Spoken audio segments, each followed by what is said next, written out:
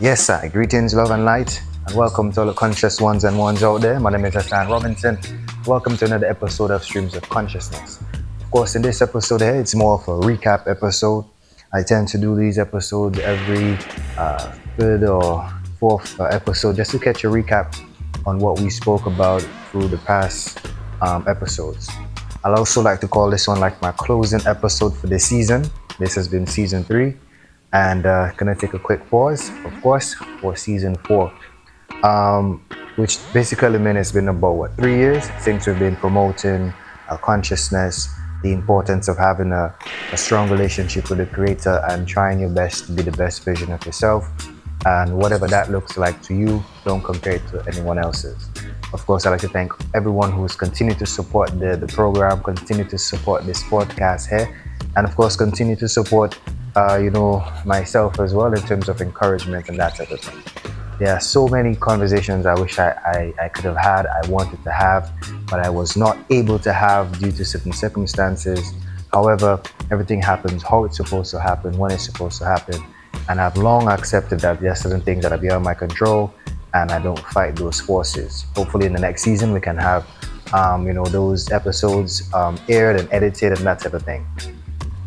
We're gonna go back to our first episode, and then we're gonna go in chronological order. I think the one I had was with Mr. Samuel Johnson. Now, Samuel Johnson is the CEO of the International Airport Project, and during that time, that conversation, we basically learned who he is as a holistic human being, apart from his title or his job description and that type of thing.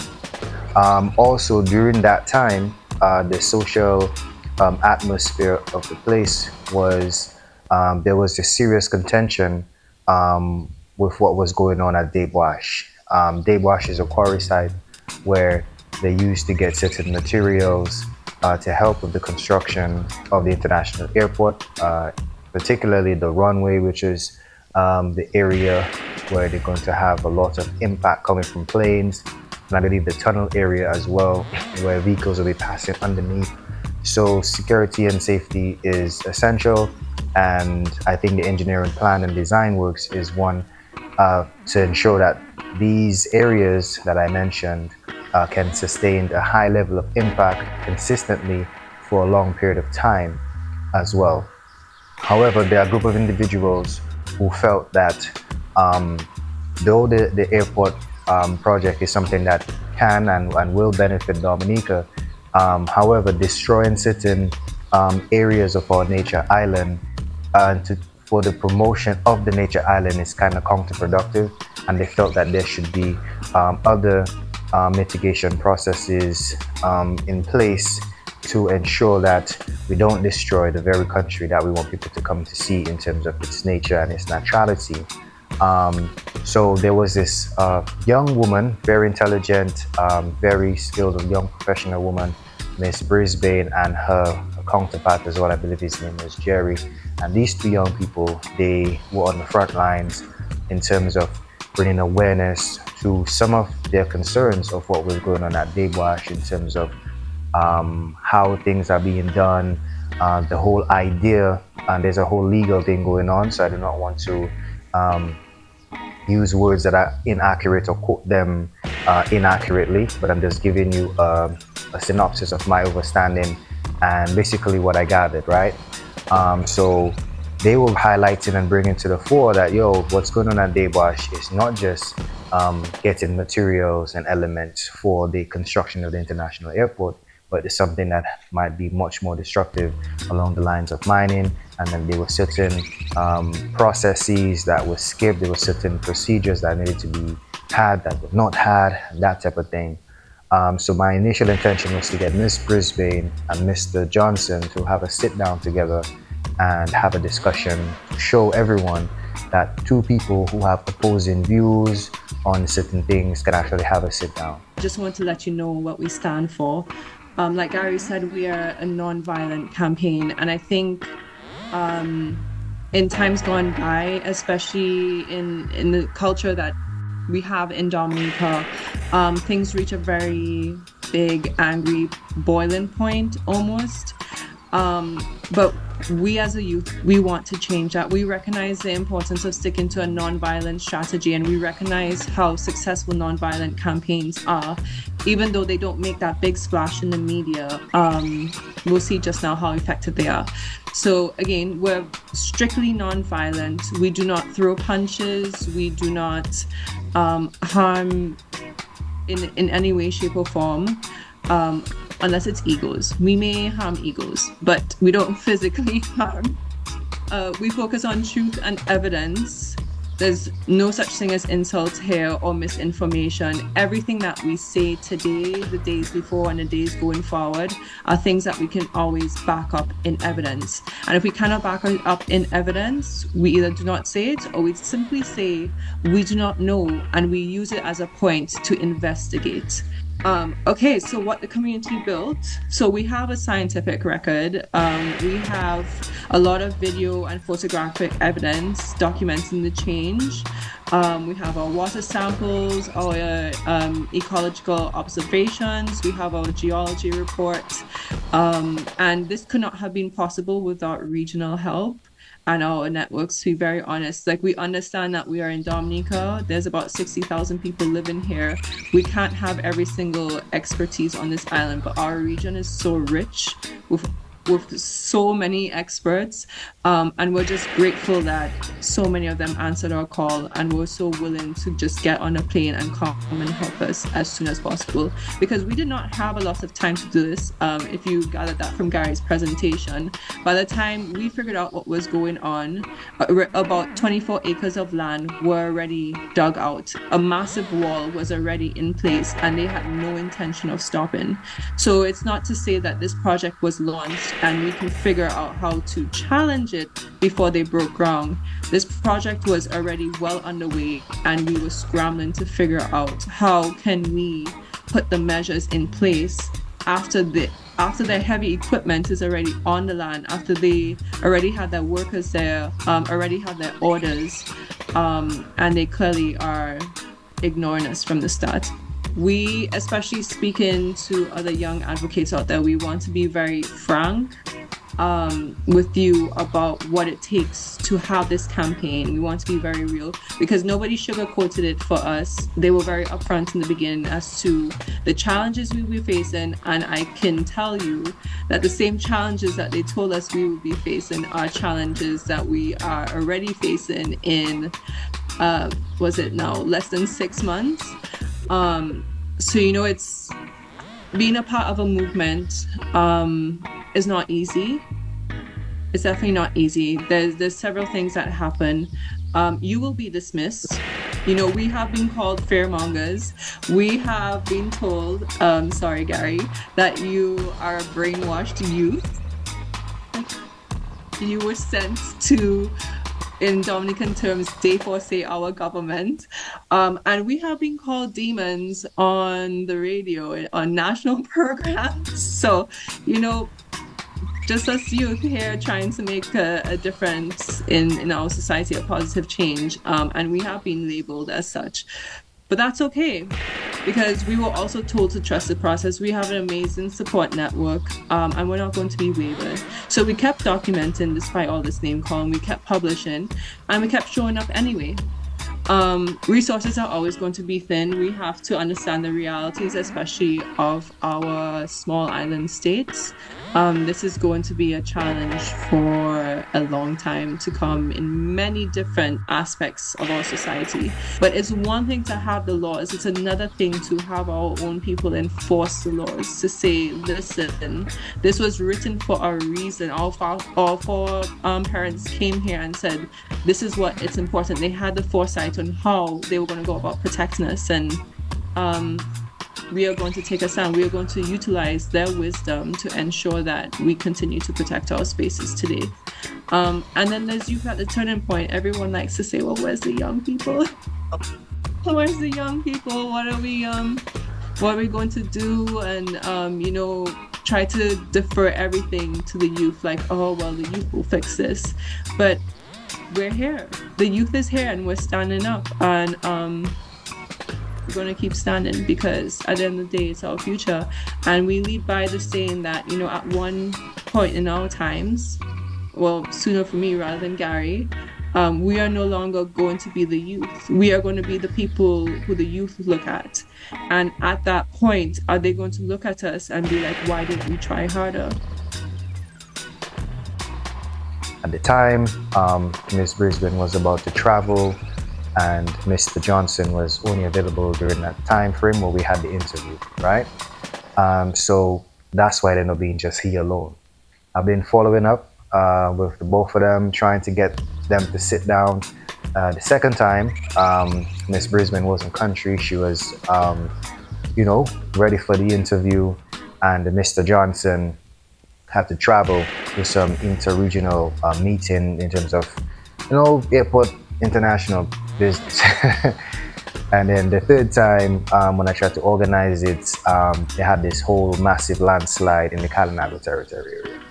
So that just took a whole shift on its own, where persons, couldn't make it and that type of thing. So what do I do?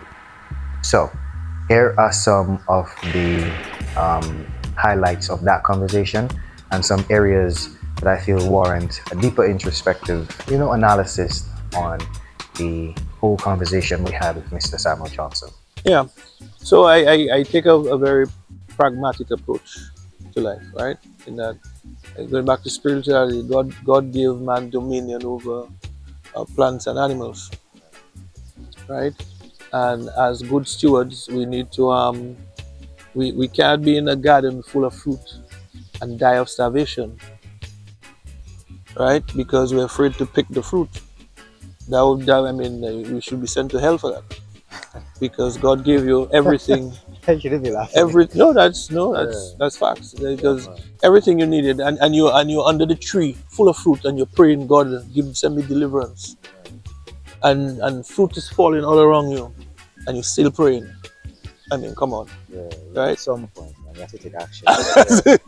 So and that's probably a simplistic view of it, but I think that there's a balance between what you do with what you have, right? Within reason. And again, as I tell you, I come from a science background. So I tend to be very rational and pragmatic about things, right? When I look at the impact of the work that's going on at, let's say, Des-Bois. Des-Bois is close to one of 365 rivers, right? One of the things that we've been very careful of is to ascertain as to what the impact is on Des-Bois. I told you about my coming to Dominica 2 weeks after Hurricane Maria. Right. The amount of damage and destruction that I saw after Hurricane Maria, there's nothing other than what's happening in the Middle East that the government and we can do in Dominica that can come close, right, to this. So my view of environmental protection is not to say that we are so arrogant that we're trying to save the planet. No, we're trying to save the planet for us. So it was there before us and it will be there after us. Right. You go into parts of China or other parts of the world where they had big communities that had cities, and humans left and nature came back and just consumed it. Right. Right? From above ground to underground as well. Water. Right. Everything. So our stewards, I don't think we can be so arrogant and think we're going to save the planet for itself, but we have to save it for us so that we can live in it. Right. And our children can live in it. Yes. There is a perception that that the Des-Bois is not about aggregate, not a quarry. It's about mining. Right. And mining is a deliberate use of a wood to link it back to a mining project that was kiboshed several years ago, right? They're even going as far as saying that, and it's a lot of false information, that the quarry is 120 something acre mine. At no point in my time here in Dominica, or probably in your time in Dominica, have you, I mean, we're looking at Solomon Quarry.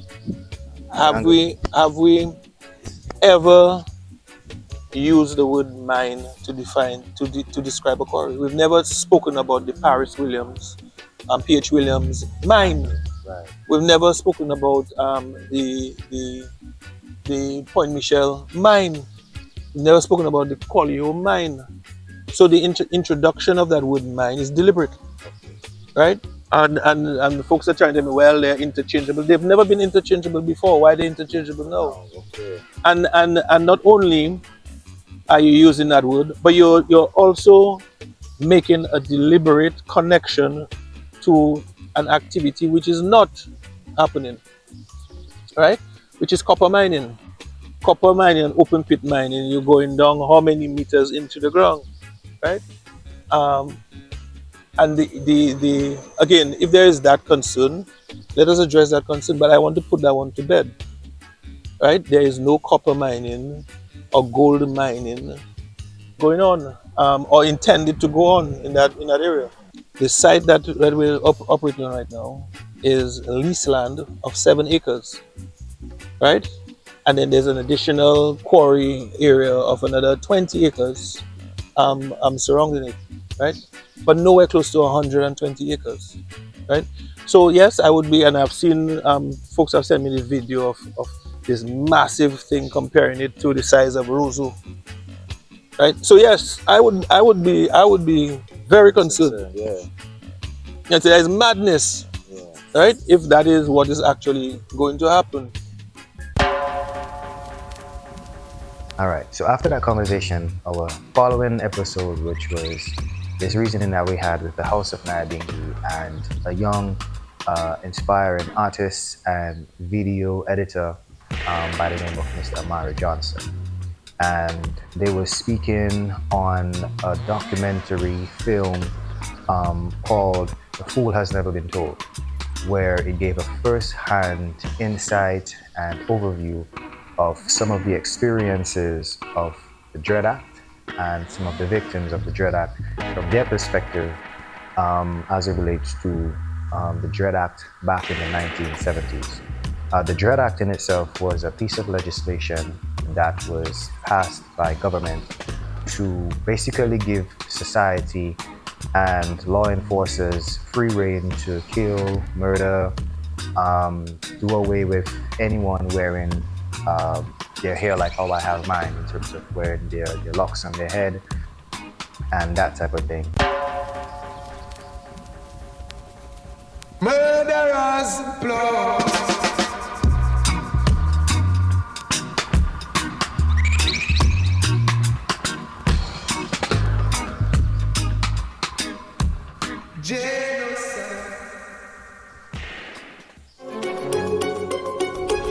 On November 19, 1974, the Parliament of Dominica met and unanimously 11-0 passed the Prohibited and Unlawful Societies Act of 1974, commonly known as the Dread Act.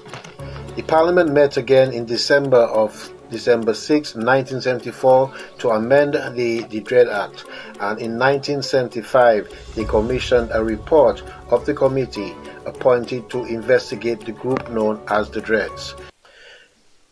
It is interesting to note that Patrick Jones specifically noted that societies such as the Freemasons and the other large groups that were in Dominica that existed before the establishment of the law were exempt from the confines of this of the Dread Act as it was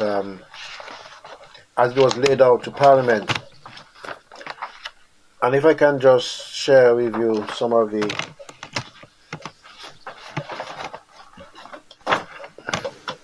according to Patrick John, the activities that were taking place in Dominica at the time,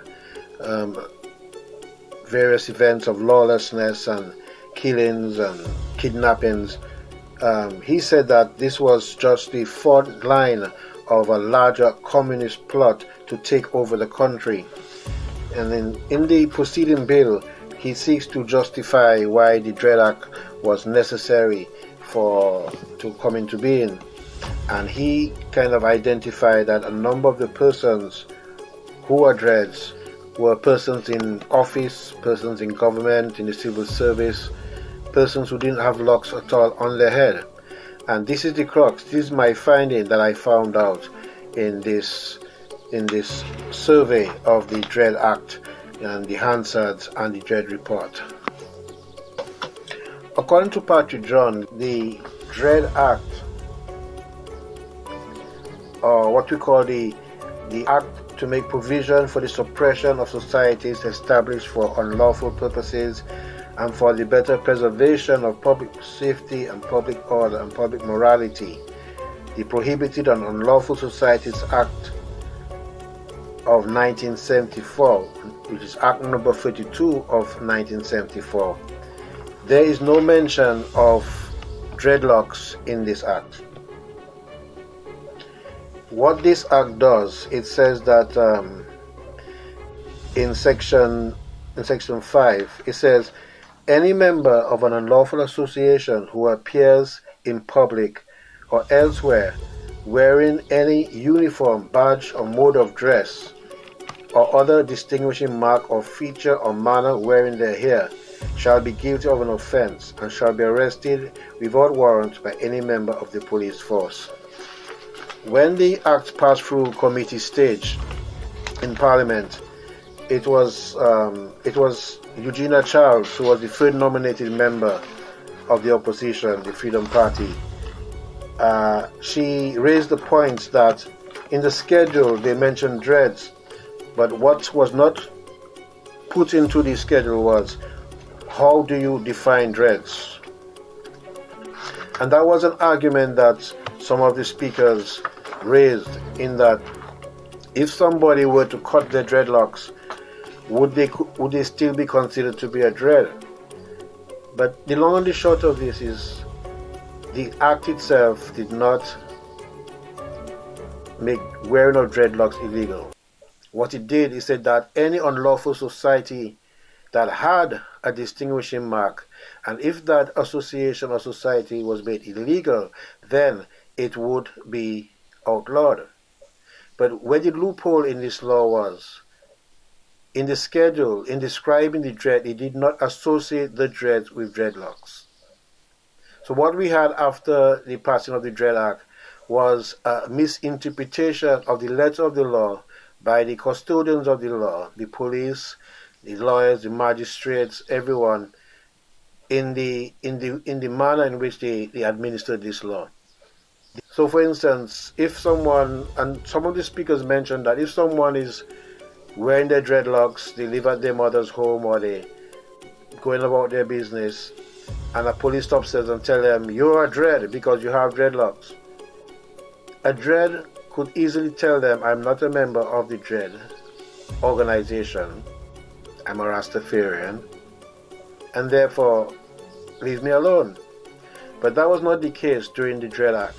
However, this story here, this documentary, A Fool Has Never Been Told, we had a reasoning with Mr. Amari Johnson and Mr. Soweto, also known as Mr. LeBlanc by his government name, speaking about the documentary. During the time of that conversation, they were going to have it aired at the UE Open Campus, and it was the first time it was going to be aired. So we spoke a bit about how they got into making of the film, and also Mr. Amari Johnson spoke about how he got into Dominica and some of the things that he learned and was really inspiring as well. And Mr. Soweto also gave his perspective on some of the things that the Rastafari went through as well. And yeah, here's some of what we spoke about, and here are some of the areas which I feel warrant some deeper introspective analysis. You know, I'm not from Dominica, so I arrived on the island in 2020 during COVID times, and one of the things that was really surprising to me was they talk about this thing called the Dread Act, which happened in the 70s, right? 1974 was passed up until about 1978, 79, that they say people talked about it in day to day. So Soweto, who I had met along the way, he says, oh, you know, he knew I did film. He said, you know, we need to make a documentary on the Dread Act. I said, no, somebody had to have already done that, because the way it was discussed in society, you know, because you figure 74 is not long ago, in the sense that the people who were around then are still around today. But for it to have been as truly terrible times in terms of, you know, things like automatic jail, 9 months if you have locks on your head, or if you dress a certain way, or if you use things like, yeah, exactly, certain colors, or but the one that really stuck out to me was that it protected citizens legally from being, if you found a dread on your property, you could kill them and there will be no charges brought against you, right? That this was happening at a time when so much was changing on the island in terms of moving towards independence, but also it wasn't that long ago. Those people are still around today. So I was shocked that no one had really, you know what I mean, documented that aspect of the story. As I remember the thing that when I said that to you, you said, well, no one's asked us. And I think that was really important to me, man. I was very honored that I was trusted with the stories to be able to, you know, to pull them together in a way that communicates to the world. So one of the things that you said that really came out, they said, well, so much of what they were persecuted for are just a part of regular society. The greetings that you hear on the street, yes I, or you know, the way that people wear their hair, or even the foods that are recommended, you know, the health consciousness, all of those things are what the Dreads were pursuing in the 70s and were being killed for. And now in society today, you're seeing that that's what's being recommended. What really brought me to the story and to the film, what brought me and my family to Dominica in general, was this idea of liberation. We were looking for a place outside of Babylon, and maybe as we retreat to the hills, you know, initially, you know, I've always been attracted to the Maroons. I know that Dominica has a very strong legacy of Negmawon.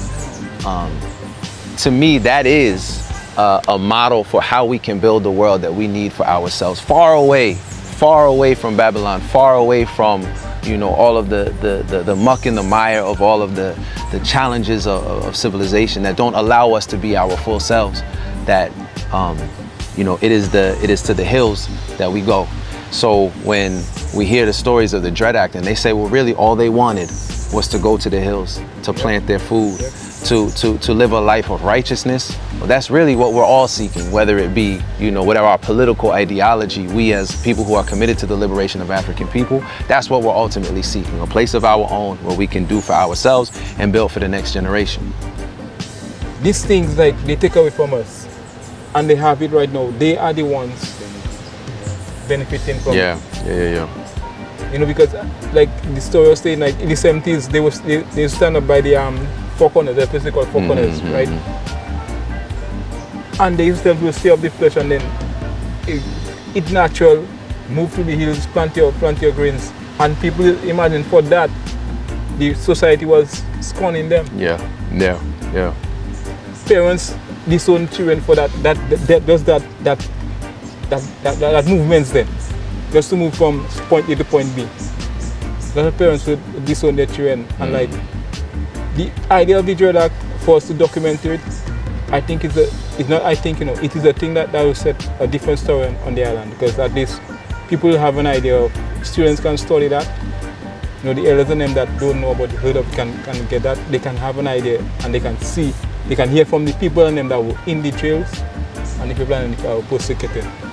So from over the time, we've been asking people to do documentaries amongst the community, even the elders, some of the elders that have the authority, we ask them. And then it has been going. So with the younger generation, they decide, we met a brethren that has the capabilities, they decide, let's take it forward. Because if we don't tell that story, it's going to stay hidden. And then the truth that, because we see a lot of youths come up now, a lot of youths flashing the dreads now. And the consciousness that they have to know the foundation. Some of them artists have to know the foundation so that they don't just go like a wayward style. So my background really is academic. You know, I studied anthropology, and I wrote a book on Maroonage and Maroons in southeastern Louisiana up until the present day. But one of the things, but my research up until that point was we're looking all over the world. Now, Dominica is very unique in the history of Marronage because it was a place where, as it was being passed back and forth between the French and the British, well, the French had a very different approach towards it than the British. The French didn't want to go into the hills. So they said, so Dominica is one of the few places in the world where you have generations of Maroons. You could be born in the hills, so you could live with your grandparents. You see what I mean? Whereas many other places, it was you run away until you're caught, and then you're either killed or you're brought back. But there wasn't, and you weren't birthing children into these environments. But when we look at places throughout the Caribbean, St. Lucia, Jamaica, you had to go to the places that were the most inhospitable to life, right? They talk about the cockpit country or the Blue Mountains, or think about the mountain. It's like Malcolm X would say, any place is better than here. We're going to leave the plantation as soon as we can to go into the hills where we have to fight against nature. But the trick was these were Africans, so they knew you work with nature, you don't fight against it. You see, and that's how they were able to survive. So all of that brings us back to the fact that now we have the Dreads in the 70s who are doing the same thing, carrying that same tradition and that same legacy on, and they're saying we're going to work with nature to provide for ourselves. So they talk about how they spent years in the mountains with a grass skirt, what they call a jip, and the bag, the kota, that they were able to preserve their lives and be healthy for years at a time, and no one could find them in the hills. I mean that. So I say all of that to say that the natural environment facilitated just the beauty of the film, but it also facilitated the life of those who were on the side of righteousness. I don't know what it does to the system, but they declare Dread Act and declare R&I illegal.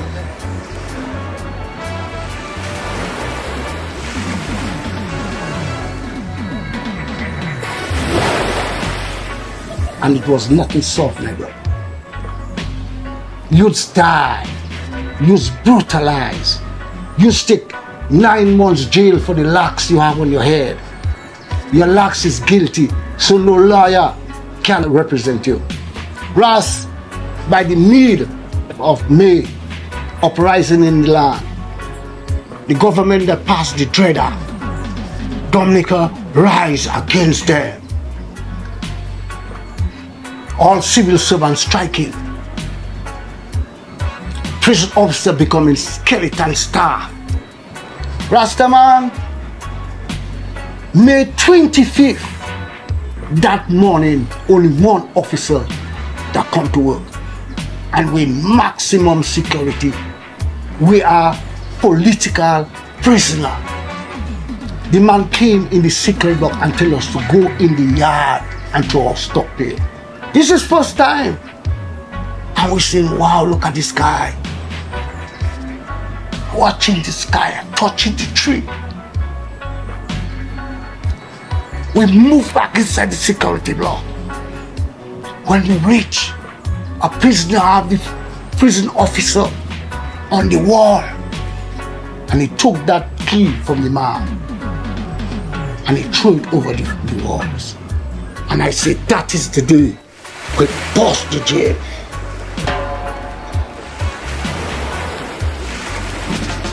And there you have it. Righteous reasoning between Rastafari Brethren and of course Mr. Amari Johnson as well on his powerful works. I do encourage persons to have a look at it. It's something that is really, really amazing. And I hope that this documentary is something that can be shown in schools, just have it as a regular airing on television and that type of thing, especially not just during Black History Month, but on a regular, so that we can be sensitized on some of the things that our regular Dominican elders have gone through, so that we can wear our hair naturally, that we can we cannot be ostracized by eating natural foods. I can't believe I'm actually saying this, but yes, people were killed so that persons like me can just let their hair grow freely, and that we can have the right to go in nature and eat what we grow and grow what we eat and eat righteously and itally. This segment here, of course, I usually like to take a musical break, a sonic pause, run a few tracks that I feel, kind of highlight or kind of speak to some of the conversation that we've been having. So yeah, I'm gonna take a break, and I mean, here's some musical pause right here, some tunes I feel you could rock with. Peace.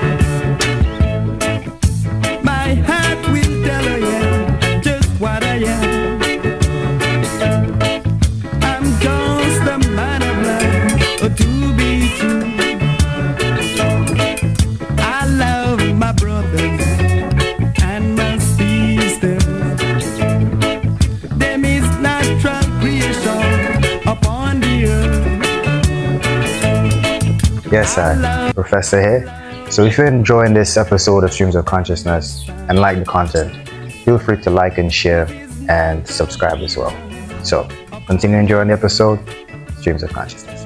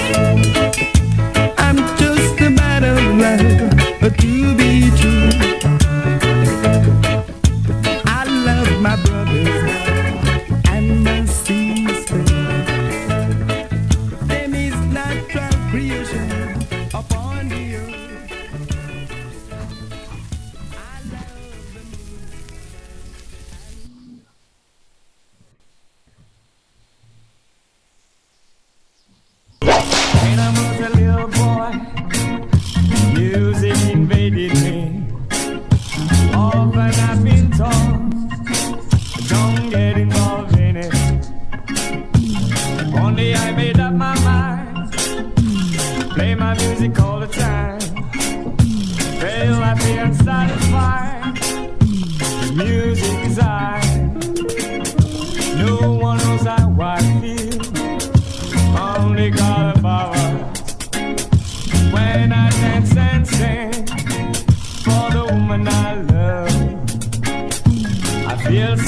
good inside. I just don't know why. But I'm sure that music's coming from heaven above. Hey, it's my right to play music all night. You can't deny my music is right. Yeah, it's my right to play music all night. You can't deny my music is right. No one knows how I feel, only God above us. When I dance and sing for the woman I love, I feel so good inside, just don't know why. But I'm sure that music's coming from heaven above. Yeah, it's my right to play music all night. You can't deny my music is high. Yeah, it's my right to play music all night. You can't deny my music is high. Hey, you gotta snap, snap, snap your fingers, soul rhythm and beat will drop out and clap, clap, clap your hands and everybody will know that you are present. Stomp, stomp, stomp your feet, yo. The groove makes you move and don't stop moving. Cry, cry, cry your freedom, cry when you want it, where you wanna cry. Say no one knows how I feel, only God above us. When I dance and sing for the woman I love, I feel so good inside, I just don't know why. But I'm sure that music's coming from heaven above. Let me tell you one more time. Yeah, it's my right to play music all night. You can't deny my music is high. Yeah, it's my right to play music all night. You can't deny that music is high. Tell me, yeah, it's my right, no, to play music all night. You can't deny that music is high. Yeah, it's my right to play music all night. You can't deny that music is high. Tell me, na na na na. Murderers blood. Next conversation that we had with Mr. Carlton Morgan, who is the PRO of the Dominica Chess Federation. And during the time of our conversation, the Dominica Chess Federation still are actually doing some big things. Their numbers are growing rapidly. They have been active in terms of society, schools, that type of thing. And during the time of that conversation, they had some young students participating in this grand interregional chess competition. As you know, Dominica have been competing in Olympiads and chess tournaments all over the world now. And Mr. Morgan spoke on some of the many benefits of course, playing the game of chess, but also some of the many benefits that it will have, not just on the youth, but our country and the whole perception of Dominica and the whole. And so here are some of the reasonings that we had over that conversation here, and some of the areas I feel warrant a deeper introspection. We are shown that people who keep their mind active through games like chess, okay, you know, when you get in your older years, you know, it helps your brain to stay active, and it can be a way to avoid things like dementia, Alzheimer's, this kind of thing, like keeping your brain positively active, you know. Okay. Keep your mind thinking, you know, you don't get your brain to get lazy. And as you get older, yes. by just naturally, your brain going to decline, you know. Okay. It's naturally. Okay. But chess is something that you can do. I mean, there are people in the 70s, worldwide playing chess, you know, going 80s, you know, worldwide playing chess. Right. It's just amazing, Jack. Okay, so chess is like push-ups for the brain and thing. You know, right? Okay, so I will explain the pieces first. I haven't delved into the war aspect of chess, but because of strategy, and a lot of times when you hear about wars and people, not just war, just like people, you know, I guess it's trying combat, to combat. combat each other, whether in business or in other fields. They often make reference to chess, you know, Right. moving their pawns. Right. They sometimes refer to people as pawns, you know, or Yeah. sometimes moving their pieces like they're on the chessboard. Right. You know, Right. Right. They use that reference a lot. But I haven't delved into the war aspect of chess, you know. Okay. I like the aspect of it, nurturing the mind and Okay. developing thinkers, you know. Okay. Respect, okay. The biggest benefit I find from chess, right? I'm not sure how many other people will actually say that, Right. but it teaches you self-criticism and accountability. Okay. Because on the chessboard it's just you and your opponent. Right. Checking. So like we have a chess set here, right? Okay. The results of the game is based on decisions we make. They officially recognize chess as a sport because of all the components in it. You know, it's very much physical as it is mental, and that's something people don't get. You know, and there's a lot of pressure on the body itself during the chess game. Yes. You think they wouldn't, but there's a lot, and that motion of hitting your clock. You know. Yeah. That alone, it might look like a small motion, but you have to be able to be fast when you get to the faster time controls. So you have an hour 90 minutes on your clock. Generally, there's an increment of 30 seconds for after you make your move. So how it works is that you hit your clock stops running, and then your opponent's clock starts running for that time control. So now, that right, even yesterday, we have a team currently in El Salvador right now, and they played that time control 10 minutes and 10 seconds increment. Okay. Now you have an even faster time control, which is called Blitz, and the most commonly used time control is 3 minutes plus 2 seconds increment. Yeah. And then you have Bullets, which is the fastest time controls. Well, Bullets 1 minute and sometimes 1 minute, usually 1 minute plus 1 second increment. So can you win a game in a minute though? Of course, I've won games in a minute. Yeah, when I play online, all I play is Bullets. Wow. Yeah, I've won lots of games in 1 minute. I'm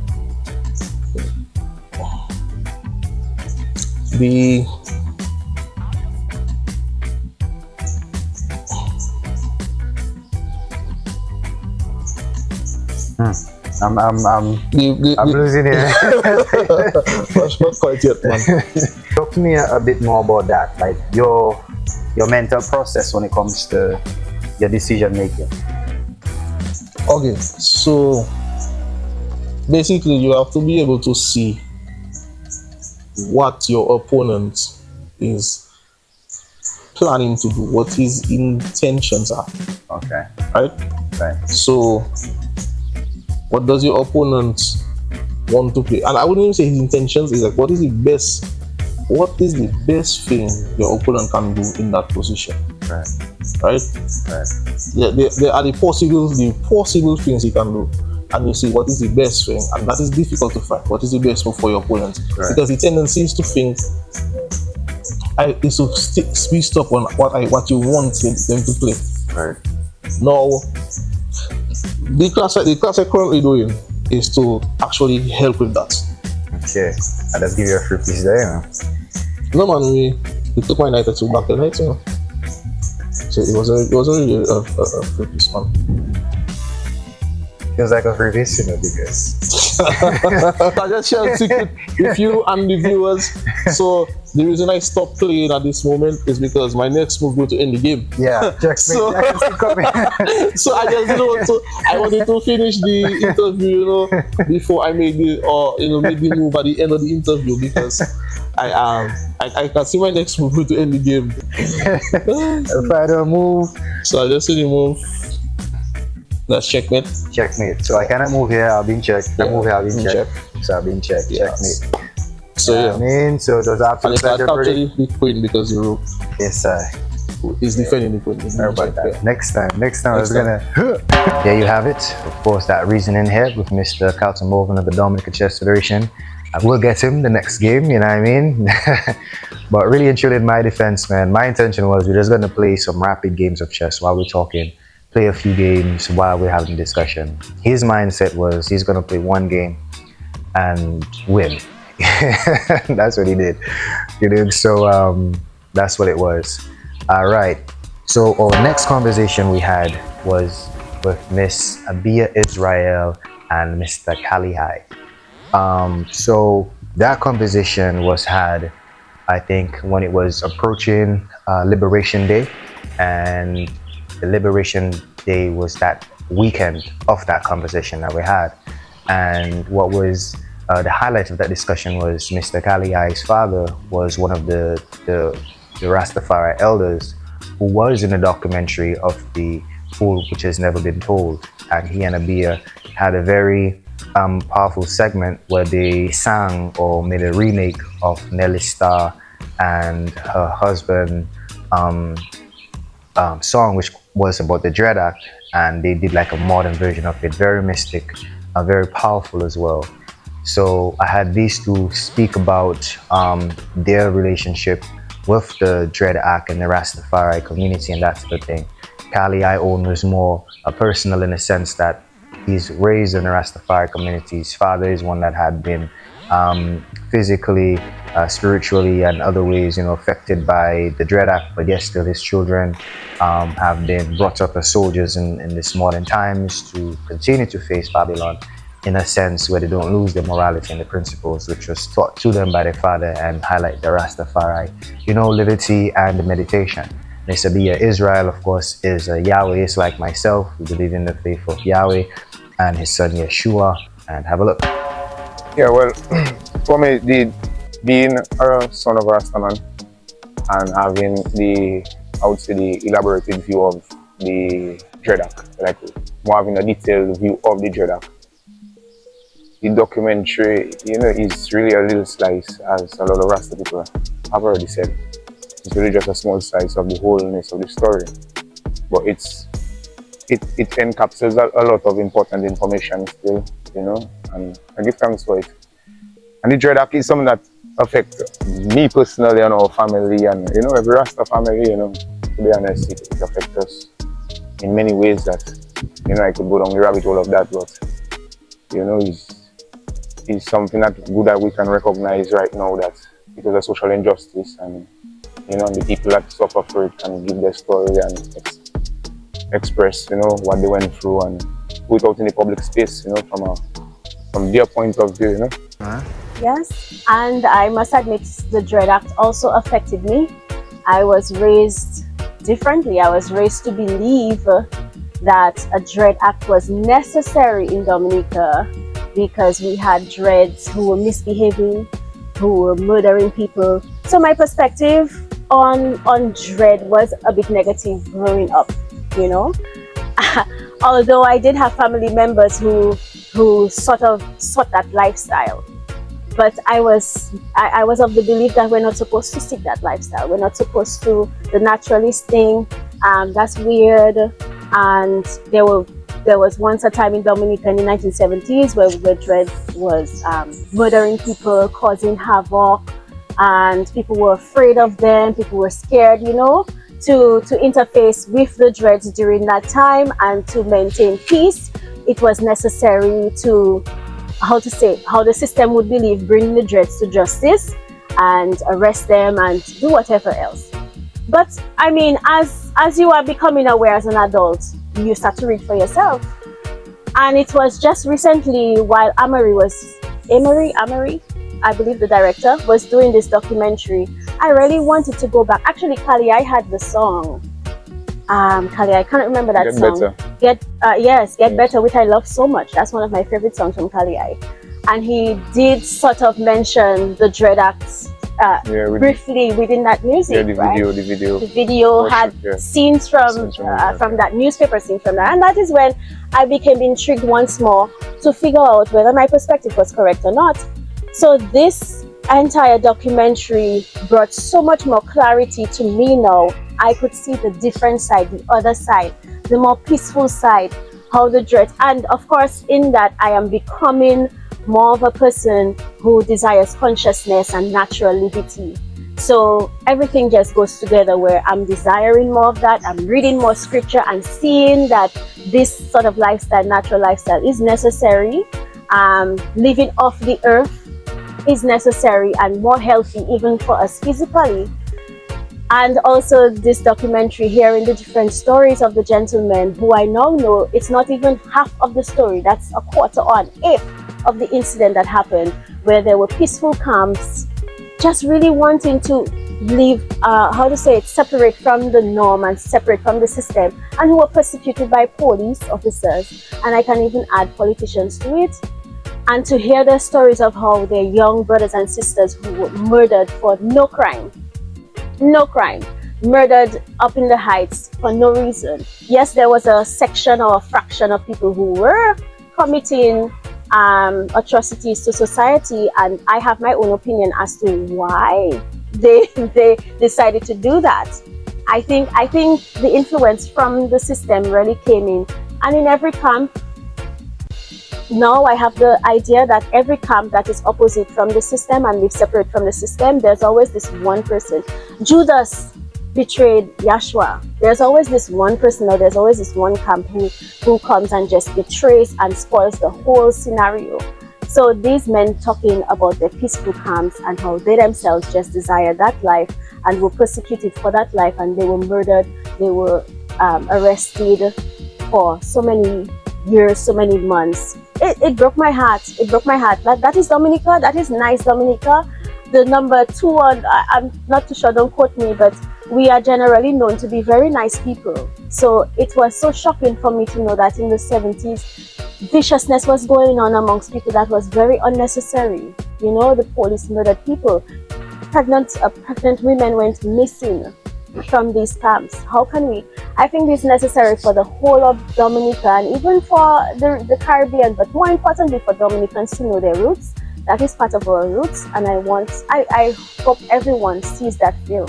So just as I had the wrong perspective and it has now changed to something of more compassion towards the conscious community, I pray that, you know, the people them have the same effect, and those who had the negative one could now rethink their thoughts towards the dread. Well, you know, as a child, it's something that, you know, I could always recognize that path is the right path, even without the confirmation or the validation of society.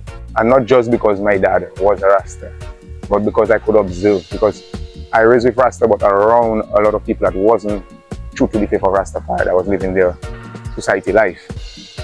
So I could observe, you know, I had the opportunity to observe the both ends of the spectrum, you know, the conscious people and the people that were really living too much principle, you know. Yeah, and as a child I could always observe that was, you know, that is the right path. And growing up to see, to have experience, to see that, you know, everything Rastafari was teaching is right now society, it's self-accepting and reaching to that point of awareness where that, yeah, the conscious, living the connection, the harmony of nature, the ital eating, you know, those things is what Rastafari did have the courage to bring, and right now society themselves accepting it. So I mean, it's something that I used to strengthen myself, to be honest. It's not something that does not never negatively affect me, because, you know, I believe with the right support system, we can always overcome no matter what society try to mold into. You know, no matter what pressure society come with, if you have the right support system, which is what Rasta gave me, you know, because of my father and the uncles and the Rasta community that was there still, you know, always had me rooted and grounded in consciousness. So that goes for everybody and everything, you know, the right support system, we can develop anything, you know. So yeah. Well, in terms of the music and the message you're putting out, it's always positivity, it's always consciousness, and it's always a reflection of the lifestyle, you know, that I as an individual live into, because, you know, I believe music should be authentic, you know, and I love authentic music from a fan point and from a creator point, you know. Yeah, so it's always a reflection of the life I live in at the time, and I want it to always be that. You know, so if I live a clean life, I sing about a clean life. You know, rash trapping is really is trap. A lot of people ask me like, why rash trap? But trap is take risk and profit. So rash trapping is really much just the Rastaman that focus on the finance, the Rastaman that focus on the financial aspect of Rastafari movement. You see me? Because we are the young generation, we are the financially literate people in the movement. So we have to take charge of that part. You see me? So that is what rash trapping really about. When you hear me say rash trapping for the money, it's all about, because Rastafari, you know, we have a lot of people who just focus on the levity aspect of it, and the spiritual aspect of it, on the connection to nature part of it. But we live in a real world, you know, where the monetary aspect of every movement is just as significant and just as important to the growth of any movement, you know. So we have to have people in every movement. Going to have different people. You're going to have the warrior Rastaman, you're going to have the spiritual Rastaman, you're going to have the business Rastaman, you're going to have the skillful Rastaman, the creative. So in every movement, you're going to have people who are coming in the movement with different skills, with different abilities, you know. So the rash trapping movement is really that. It's just to focus more on the financial aspect of the movement, and where the hustlers, where the go-getters, where the Rastaman and them that focus on that aspect of things, you know. Yeah, so that is really the movement that we push, that Kalia especially, and the Kalia rash trapping brand is about focus on. Yeah. It reminds me, like right after we saw the film, the Dread Act film, last Sunday was it, at UE, my husband and I immediately went into research as to why was the act created in the first place. So in the midst of all that, we discovered that there were two types of dread labeled in society. There was Nomte, the dread who lived primarily off the earth and wearing the grass skirts and whatnot, and there were the GCE. These were the more learned dreads who went to the school, the institutions of society, but also wanted to live a life separate from society. So educated by the schools in society, understanding that there are necessities, physical necessities, material things that we still need to survive and exist in this world, in this physical world.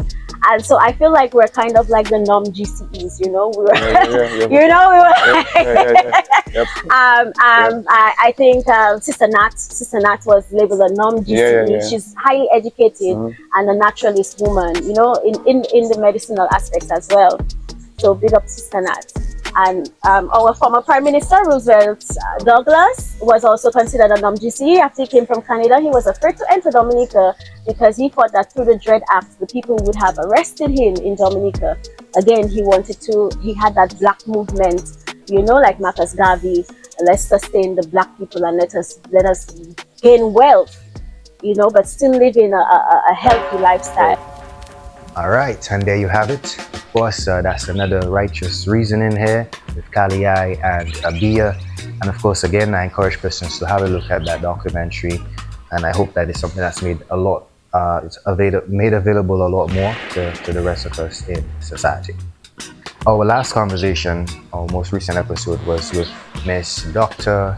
Becky John Baptist. She's an obstetricianist. I hope I pronounced that. No, she's an anesthesiologist, right? I hope I said that one right as well. Please forgive me. And she's also a cultural advocate in the sense of she's an author. She's a very beautiful mind, very intelligent, down-to-earth, beautiful spirit.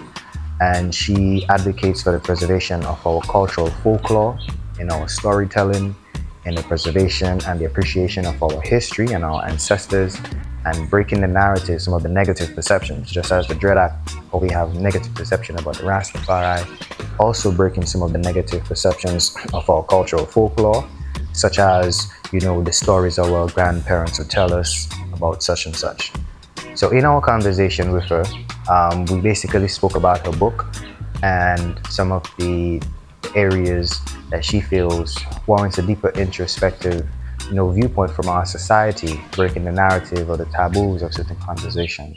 Okay, so the Haunted at Mountain Lodge, the themes are really environmental conservation, family, a family that is well bonded as opposed to a family where the chains are broken. Those are the major themes, and friendship, sisterhood. So those are universal themes, and I think it is because we're at a position now where we're developing our country, Dominica, we have to find a way while development is very important, we need proper infrastructure for us to have better trade and more money coming in, more circulation of money, more visitors and so forth. But along that, it doesn't have to be one or the other. We can develop while still preserving the environment and still respecting the environment for the future. So my story features Papa Boy and Mama Go. Papa Boy is father of the forest and Mama Go is mother of the waters. Right. So in my story, which is fictional, they are alive and well and eternal and they protect the forest from people who will destroy it. Wow. So my I have three main characters, Ella and Imani, who are of Dominican parentage, who returned to Dominica to run a mountain lodge. So the mountain lodge is on a plateau. Now, for the setting, I imagine two places, Warner and Loda, and the freshwater lake. So this area is where the mountain lodge is. It's called Mountain Ridge, and it's on a plateau. And on that plateau, you also have the Mingo family, who are descendants of a Maroon chief and his wife, Mabuya and Ghana.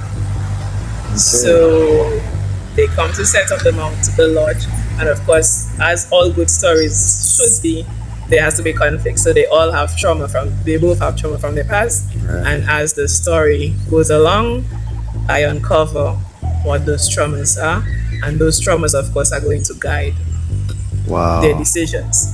So they hire Selene Mingo, one of the Mingos, to be basically the housekeeper and assistant. She also, though, works along with Papa Boa. So she basically carries stories for him so he can know if people are actually respecting the environment or not. Okay? So Papa Boa is only going to, and Mama Go will only bother people who destroy the environment. Right? So Imani gets an opportunity to increase their income, but that comes at the risk of the environment. And Ella is against it, but Imani pushes forward. So now, of course, Papa Boy and Mama Go are observing, and they can strike. But again, that's where friendship comes in, because Ella is saying that her friend is going on the wrong path. And as a good friend, she will try to. That's amazing. That's very creative. The story, everything. I'm picturing that in my mind. I'm telling you, it's one. Read it. Yes, I do. So then the other part of the story, of course, is the maroon history of Dominica. So the Mingos are descendants of Mabuya and Ghana. So I also delve into the maroon history, which is a story of resilience. Because what I'm so proud about Dominica for, and it's not praised enough, I guess because of colonization, is how in the 1600s, 1700s, we had all these Maroons were able to defy the colonizers. They were able to restrict their development, restrict their rape on the country, so to speak. And there was a time when they actually occupied an area of land the size of Barbados. So that's amazing, and I don't think we teach that to children enough, because that is a way of showing them that the ancestors were strong people and that they can overcome challenges. So back then the challenge was slavery, but now there are different challenges that they need to overcome. I had been wearing my hair relaxed for years, then I had gone natural, then I went back to the relaxer. But I wanted to be natural because, again, like, I just didn't feel true to myself. It was almost like I was destroying my hair. Almost like breaking the bonds of my hair. Like our hair shows, again, resistance. And I was like, when you put the comb in, you break it, you make it weak. And it also was as if I'm saying, but my hair isn't good enough for public consumption, which means that I'm not good enough. So I said, let me change that.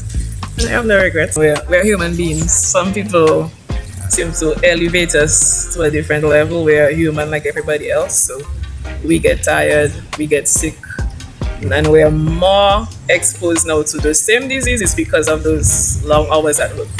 More at risk of diabetes, cancer, high blood pressure, heart disease, heart attacks. Okay, so sometimes people, so it doesn't excuse, if a doctor is rude to somebody, there is no excuse for that.